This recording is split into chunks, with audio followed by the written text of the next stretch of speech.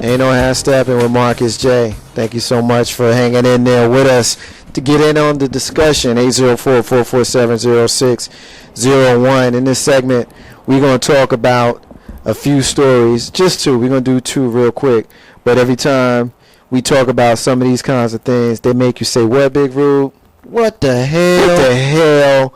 The first thing we're going to get into is dying mom allegedly kills 7-year-old because she wanted no one else to raise him. Brooklyn mom Tanika Russell has been charged with beating her 7-year-old Bernard James Revel to death with a hammer because she believes she is dying and didn't want anyone else to raise her. Her longtime boyfriend believes she killed her only child because she believes she was dying from cancer. Quote, she loved him so much she didn't want nobody else to have him. I'm going to leave it there. I don't think we need to read any more of that story, Big Rube. I'm real interested in knowing what your thoughts are on that because I can probably guess knowing how fired up you get. Big Rube? So are they going to beat her with a hammer till she dies too? I mean, can I pay to see that on pay-per-view? Please.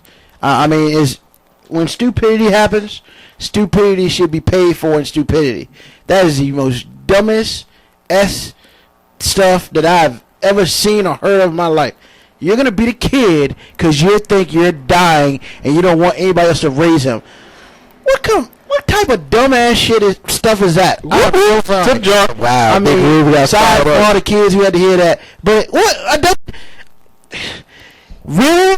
I mean, I'm sorry. This is a time in life where some people need to be put in a bull ring. And for those of you who don't know what a bull ring is, they call it different things in football. Basically, you in the middle, and you got about 10 or 15 guys hitting you. That needs to happen to her, and you can put however many people you want in there, and that needs to happen.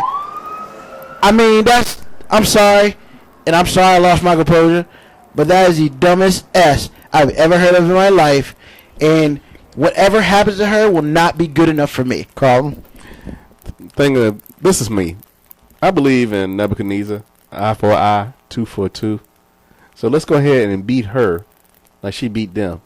Like she allegedly beat the kid.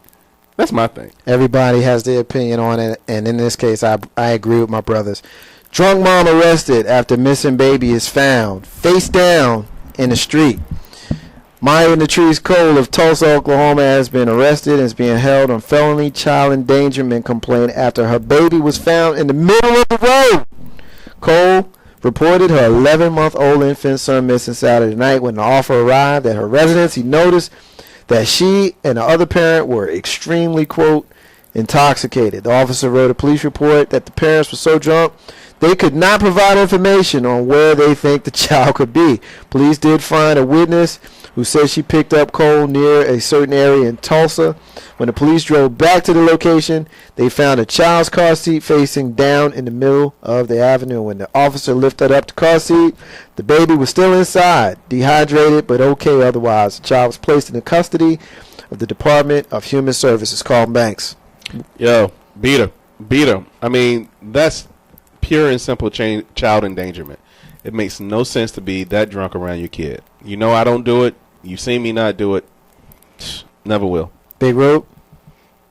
Man, I feel like that you are particularly doing these what the hells because I'm already mad and I just need to put out some aggression.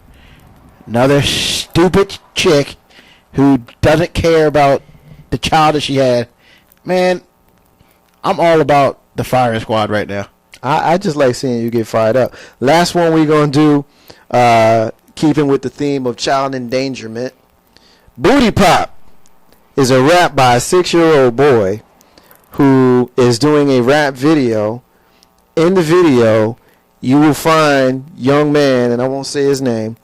It's on this article, but I won't say his name, with his little face in there rapping about booties popping with booties on either side of his face. It's a rap video out of South Florida, almost inspired a Vibe blogger to call Child Protective Services. Once again, this young man repeats the refrain, "I can make your booty pop, booty pop, booty pop," as his face is sandwiched between two bikini-clad butts bouncing to the track's beat. Later, as he alludes to a night of intimacy with one of the gyrating women, quote, "We can have some fun tonight because we both have feelings right." This is a 6-year-old boy, Carlton Banks. So I'm going to start with you. Lil Banks is 7. How you feel about the Booty Pop video? Little Banks want to make it an 8, plain and simple. This kid is a product of his environment, definitely. Somebody's been around him. He's seen too much. He's heard too much, and he's done too much.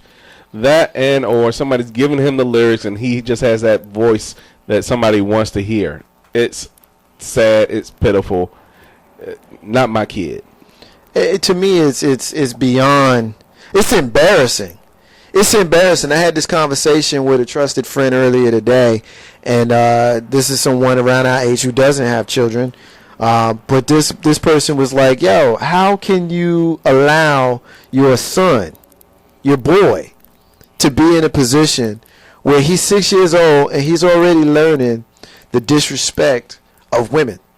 He's already learning that gyrating women in a video is something that's pleasing to him." Now, I don't want to be a hypocrite. I do, on occasion, enjoy going to one of those types of establishments where you can pay for such things. But I'm almost 40, and I know the difference. I know the difference between being 6 years old and not knowing what I'm seeing and being 38 years old and knowing exactly what I'm seeing. Okay? You're a child, and this kid is already exposed to too much, Big Road. It's a problem. The words that he's saying, it's one thing if you're a grown-ass man and you go into a strip club. It's quite another you're a 6-year-old boy and you talking about booties popping. Big Road. Now, before I get serious on this, I'm not going to lie. The first thing I thought of when it was on Marcus J's page, and I kind of laughed about it. It's real ignorant, but I laughed at it anyway. Booty boy cheeks from the Boondocks. I thought that was really funny, but then I realized that this kid has no idea what he's doing. And is he really learning anything? No. He's learning what somebody had taught him to do.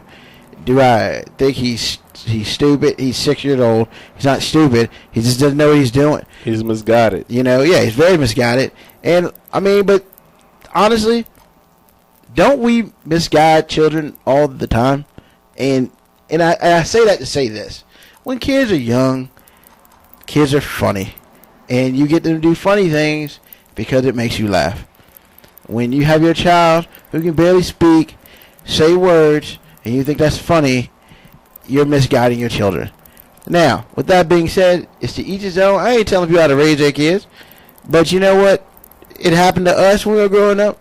If you have children, you probably happen to your kids.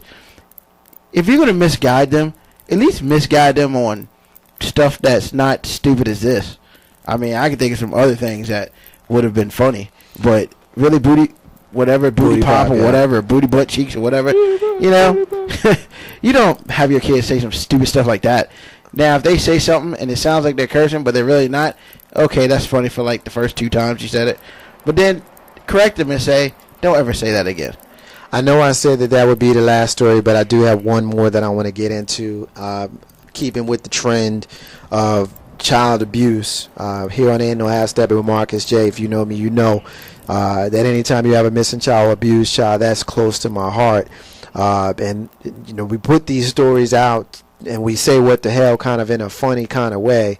But it just goes to show you, seriously, what the hell is going on with people?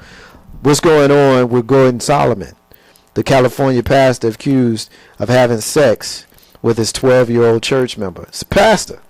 Now, we live in a world where we're teaching, or we're supposed to be teaching, at least our generation, we were taught to, respect adults, respect elders. We were able to trust teachers and pastors and things of that sort. And here we have a pastor in California who is having a relationship with a 12-year-old in his congregation. I don't even need to read this story. All I need to see is that byline, and I'm already fired up enough, Carlton Banks. Well, see, this is nothing more new than what's been going on in the Catholic Church, so to speak. And this is a Baptist. That's, like I said, it's not, okay, let me rephrase. It's not so new that it hasn't happened before. In the Catholic Church, not to pull out anybody's religion, but, it's happened there before, and it just so happened this is a Baptist church now, and therefore it's making news, I guess, so to speak.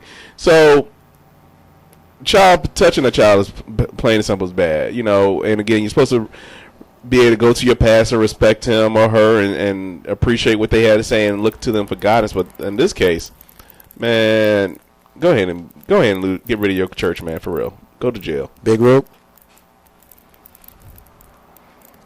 That's he's at a loss.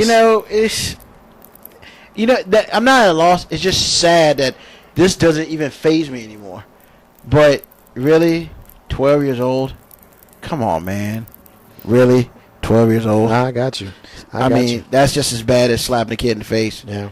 I mean, you've just ruined some child's life. Over nonsense. Yeah, over nonsense. I mean, over you getting your man. Really?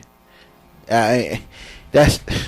And then to be as high-ranking as he is, he's the pastor. Worse. It's the pastor. Ain't no half stepping with Marcus J. We're going to take our final break. When we come back, we're going to get into our rants and our closings. You don't want to miss it. Big Rube, Carlton Banks, Marcus J.